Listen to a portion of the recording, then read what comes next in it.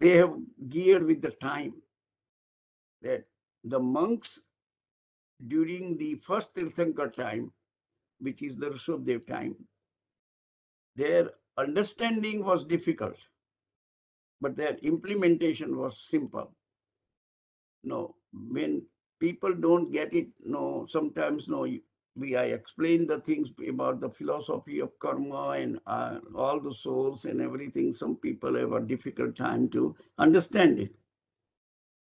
But some people, even though they have difficult time to understand, but based on faith, they accept it. Okay, okay, if you say it, I agree with you and keep going. All right.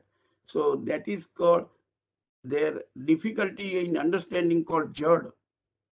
Okay. But implementation is simple. It is called ruju.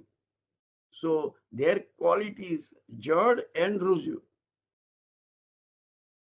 While from the second to 23rd Tirthankars, the understanding point of view, it is proper, means prajna. You tell them little small things and they will understand everything. Okay, just to give a hint and they understand it. So it's a prajna, and implementation is also proper, and that's the ruju. So the monks between second Tirthankar to 23rd Tirthankar are prajna and ruju, while the last Tirthankar, followers of the last Tirthankar, these are the no apply to the monks. No, monks follower to the last Tirthankar, their understanding is difficult and their implementation is selfish. Okay, so they are Jad and Vakra. So when we deal with Mahavir's sadhus and sadhvis, okay, of course, Shravak and Savika gets included also. Okay, and they are Jad and Vakra, means their understanding is difficult, but then implementation is Vakra. They just blame somebody else for their mistake. It is not like, okay, sorry, I made a mistake, I'll go. No, no, no, you said wrong. Because of your teaching, I am doing it this way. So this is a kind of a good analysis. I see it, that one, there is a story behind it, but I would like to skip the story because the timing wise, I need to cover a lot of things not today. If the time permits, I will do it at that time, okay, at the end.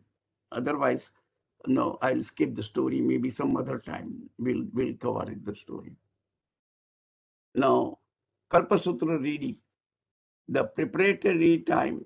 Okay, preparatory days is there are first 3 days are the preparatory, and the last 5 days the Kalpa-sutra reading starts. So the preparatory time, these first 3 days, acharyas or monks will explain to the Sangh, like explanation of 6 Ashtandika Parva. Now, 6 Ashtandika Parva is in the whole year, in the Jain calendar year, there are 6 occasions or 6 parvas come, which are 8 days or 9 days in it, okay, for celebration. Like Paryushan is one. You got the 8 day celebration, or Das Lakshana is 10 days, but 8 or more, okay, the parva. Then 3 Chaumasi, 8 days celebration comes in the month of Kartak, in the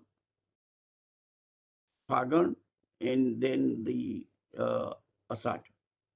These are the Chaumasi Pratikaman, what we do every 4 months. Those 9 days, 8 days are there, and then 2 holy times, okay, which are the 9 days. So these are the 6 Ashtandika Parva they explain during the whole year. The 6 occasion comes where the celebration is 8 or 9 days that occurs, okay. Then duties of the lay people, Shravak's duty. what is our responsibility, okay, and the 12 vows of the lay people. These are the first 3 days they cover, okay, for is a preparatory day. And that's what you read in the Kalpa-sutra also, in that order also. The fourth day, which is Shravan Vadamas, okay, Kalpa-sutra reading begins. That's where the entire Mahavir's life is, how Mahavir's soul descended, okay, from heaven. All right, it descended. Again, the two traditions, Shwetambar and Digambar tradition, there are certain differences exist in the life of Mahavir. Shwetambar tradition believed that Bhagavan Mahavir was conceived by Devanandi Brahmin, okay, and she observed the 14 dreams in that morning, okay, and then fetus was transferred after certain days passed by to Trishla, okay, and past 27 lives of Bhagwan Mahavir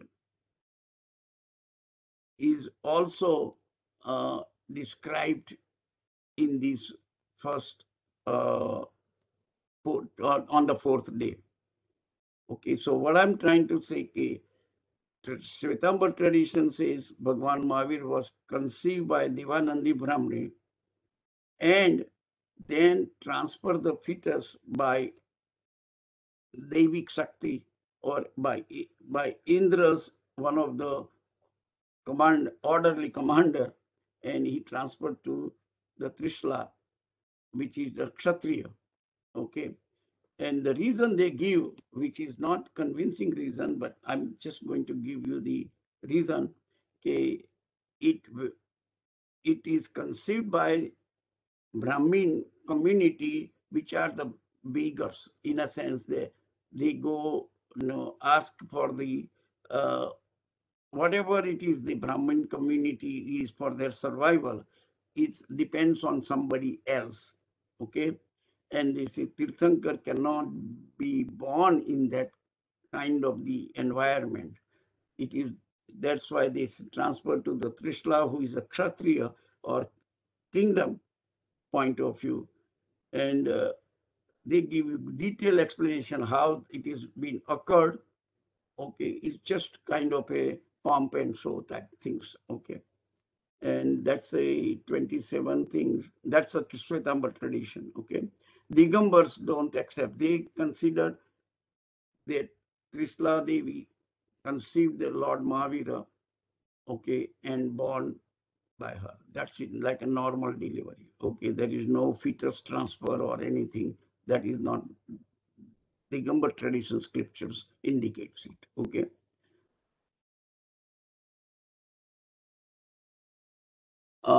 On the fifth day, that is the again in the Kalpa-sutra what they are reading.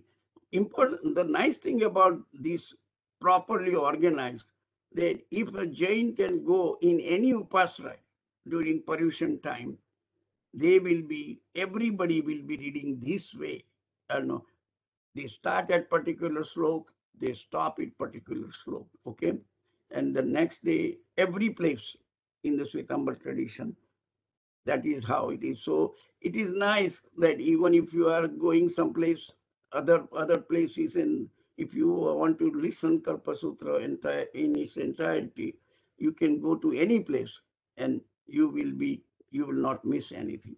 Okay, that's the things. So on the fifth day, okay, what is the reading in the morning and afternoon? Same thing on the sixth. Up to first 3 days, there is only morning swadhyaya, okay, from monks. But from fifth day, it will be morning, afternoon, because there is so much material to cover as far as Mahavir's life is concerned. And then the other lives and Tirthankars and everything, you can just read about these things, okay. Uh, all right, now let's see the life of the Bhagwan Mahavir.